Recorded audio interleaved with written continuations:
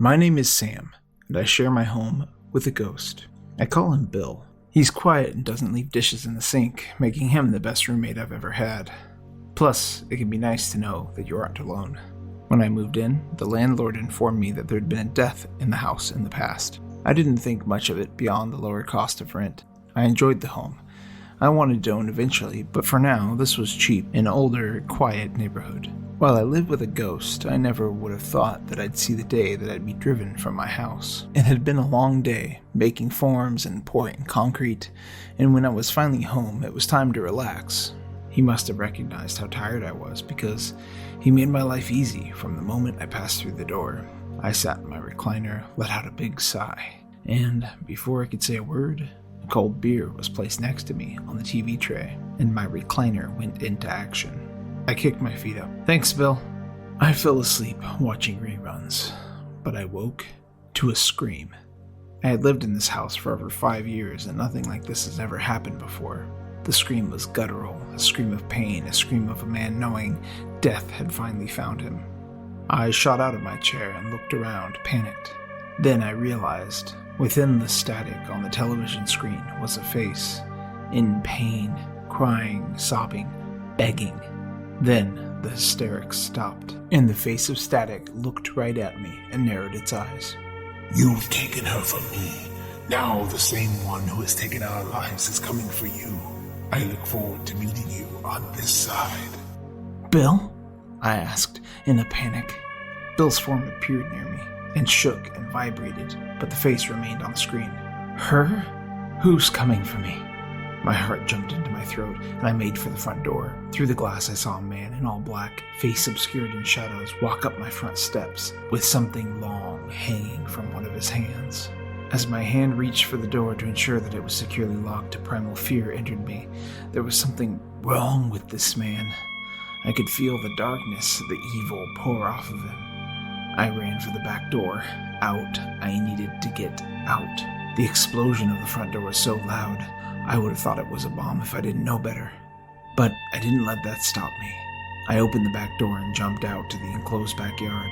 A faded figure appeared near me. Bill was spinning like a top, all obscured features and a disorganized mess of movement. I had never seen him like this, and it scared the hell out of me. A strange noise emitted from Bill. He had never spoken before, and when he did, his voice wasn't male. It was female. She said, "Something's wrong with him. It's the same man that killed me and..." Her ethereal figure vibrated as she spoke, but before she could finish, the energy seemed to leave her and she dissipated. Thuds sounded in the hall as the figure made its way toward the back door. I slammed it shut and then remembered my gun. It was in my room. I made my way around the house and pulled my window open. Luckily, I hadn't locked it. I jumped inside and heard his heavy feet land in the backyard.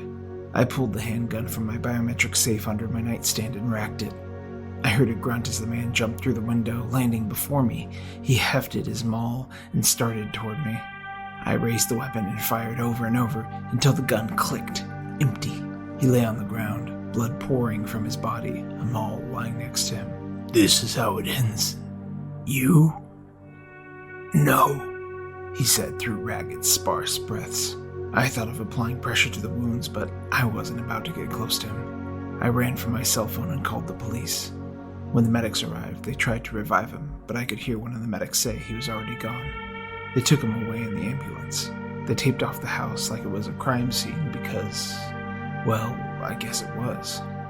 I was brought in for questioning and stayed in a hotel afterward. I took a few days off and tried to get rest, though getting sleep was something I was struggling with. I was worried I might get charged for this, but they called it self-defense in the end. They found that this was the same man that had killed some of the previous tenants of the home, a married couple. They never said if they rented or owned the place, and I guess that didn't matter now. He had come 6 years to the day after he attacked the last time. Though they never knew who it was then, DNA samples matched the previous case, and the MO was the same. When I was finally allowed to move back into my home, I began cleaning up, babbling to my ghost as I often did, but I got no reply. No helping hand, no wisp of light, no sense of another presence at all.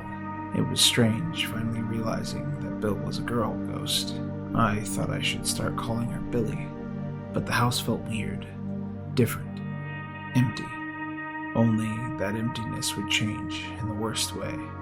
I fell asleep in front of the television again. I dreamt of the intruder in his black garb and colossal hammer. I woke, startled. The television screen was filled with static again, but faintly I could see something in that snow. 2 figures on the ground, and a figure standing over them, a long-handled hammer in his hands. A swing and writhing in pain. My heart sank and I dropped my head. Though it was only static, I couldn't watch. It was her, and now she and another were locked with the killer that had come for me. My name is Sam, and I share my home with 3 ghosts. A killer and his victims. A husband and a wife, who he will now torture for eternity in the afterlife, because of me. I've stopped him once and saved my own life, but now I need to find a way to stop him again and save them.